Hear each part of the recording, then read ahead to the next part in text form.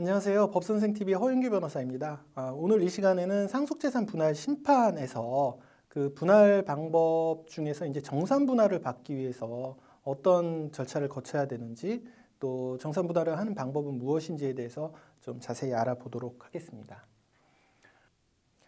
네, 상속재산 분할의 방법에는 세 가지가 있다라고 이제 이렇게 흔히 설명이 되고 있는데요. 일단 이제 민법 조문을 보면서 설명을 드리겠습니다. 상속재산 분할 심판에 관련된 조항, 그러니까 심판이 아니라 상속재산 분할에 관한 규정은 민법 1013조에 규정이 되어 있는데, 일단 먼저 공동상속인은 언제든지 그 협의에 의해서 상속재산을 분할할 수 있다라고 원칙적 규정을 하고 있고요. 이 항에서는 269조의 규정을 전항의 상속재산 분할에 준용한다라고 되어 있는데, 269조는 공유물 분할에 관한 규정입니다. 공유물 분할과 상속재산 분할은 그 본질이 유사한 거라고 보고 있는데요. 이런 공유물 분할의 방법에 보면 공유물 분할도 협의로 일단 했다가 성립되지 않을 때에는 이제 법원에 그 분할을 청구할 수 있다라고 되어 있기 때문에, 상속재산 분할의 경우에도 협의로 진행했다가 협의가 되지 않으면 이른바 가정법원의 상속재산 분할 심판을 통해서 법원에 의해서 이제 분할 방법을 정할 수가 있습니다. 그러면 이렇게 이제 법원에 의한 분할 방법을 정할 때 그 분할을 할 수 있는 그 방법은 이제 세 가지가 있다고 얘기하는데, 크게 현물 분할과 그 다음에 대상 분할, 경매 분할이 있습니다. 현물 분할은 상속 지분대로 부동산에 공유 지분으로 등기되는 방식을 이제 현물 분할, 대표적인 이제 현물 분할이라고 보시면 될 것 같고요.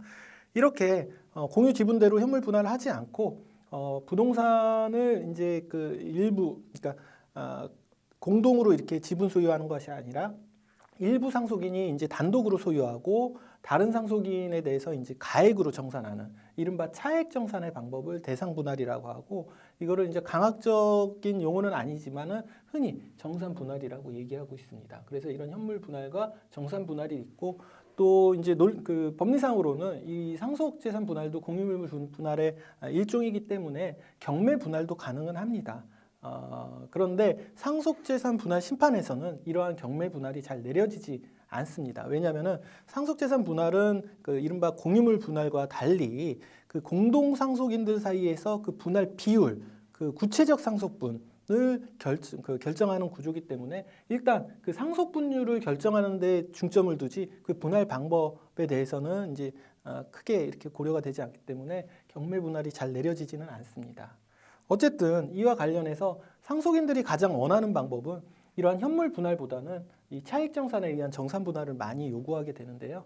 왜냐하면 상속인들 간 분쟁이 생겼을 때는 당연히 그들 간의 관계가 이렇게 가깝지가 않고, 또는 분쟁이 많이 생기기 때문에 공유 지분으로 있게 되면은 후에 뭐 임대료 정산이라든지 여러 가지 이제 관리와 처분의 문제점도 있고, 그냥 부동산을 누군가가 갖고 누군가가 금액으로 정산하는 이 방법을 원하게 되는데요. 사실상 이 정산 분할로 결정되는 사례가 많이 있지는 않습니다. 그래서 이런 경우에는 가능하면 이제 그 상속재산 분할 심판에서 조정을 이용해 가지고 정산 분할을 시도해 보는 것을 좀 권해드리고 있습니다. 상속재산 분할 심판에서 조정 전치주의가 적용된다고 하는데, 유의하실 점은 조정을 거치지 않더라도 그 소송이 위법은 아니라는 것입니다. 그러나 대부분의 이제 상속재산 분할 심판에서 재판부는 소송 초기나 소송 또는 말기에 그 거의 조정을 권유하고 있고, 양 당사자가 조정의 의사가 있다면은 조정 기일은 한 번 이상은 꼭 열리는 것으로 보시면 될 것 같습니다. 보통 이제 초기에는 조정 성립이 잘 되지 않고요. 왜냐하면은 초기 소송을 걸었을 때는 그 당사자 간의 감정이 극한의 이제 대립이 있기 때문에 사실 조정이 어렵지만, 대부분 조정이 성립되는 사례는 한 1년여 이상 상속재산이 진행이 되고 서로 간의 감정이 많이 이렇게 추스려진 다음에 마지막 그 선고 직전에 조정이 성립되는 경우가 많습니다. 또 변호인들 간의 협의를 하기 때문에 이제 감정적 대립이 그렇게 크지 않고요.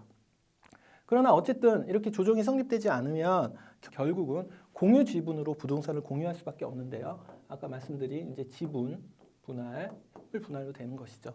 이렇게 되게 되면 상속인들이 결국은 이제 뭐 현물 분할이라고 해서 분할이 완료되긴 하지만, 이게 완전한 이제 분할, 궁극적인 형태의 분할은 아닌 것이죠. 공유 지분으로 있다 보니까 그 부동산을 처분하거나 또는 임대를 주거나 임대료 정산하거나 이런 관리에 어려움이 있기 때문에 이런 부분에서 계속 이제 분쟁이 생길 수가 있습니다. 그러다 보면은 결국은 누군가가 이제 공유물 분할 소송이라는 2차 소송을 할 수밖에 없고요. 이러한 공유물 분할 소송에서도 정산 분할이 가능은 하지만 마찬가지로 이제 협의나 조정의 가능성이 없다면 경매 분할로 이제 결정이 되는 경우가 많아서 아시다시피 경매 분할은 시가가 아닌 경매 낙찰 대금에서 이제 그 지분대로 나눠 갖는 그 결론이 되기 때문에 모든 공동상속인들한테 좀 손해가 발생할 가능성이 있다는 점 유의하셔야 될 것 같습니다.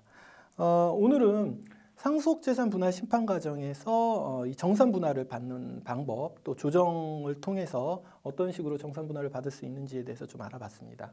이와 관련해서 도움이 필요하시다면 언제든지 저희 법무법인 윤쌤으로 연락 주시면 감사하겠습니다.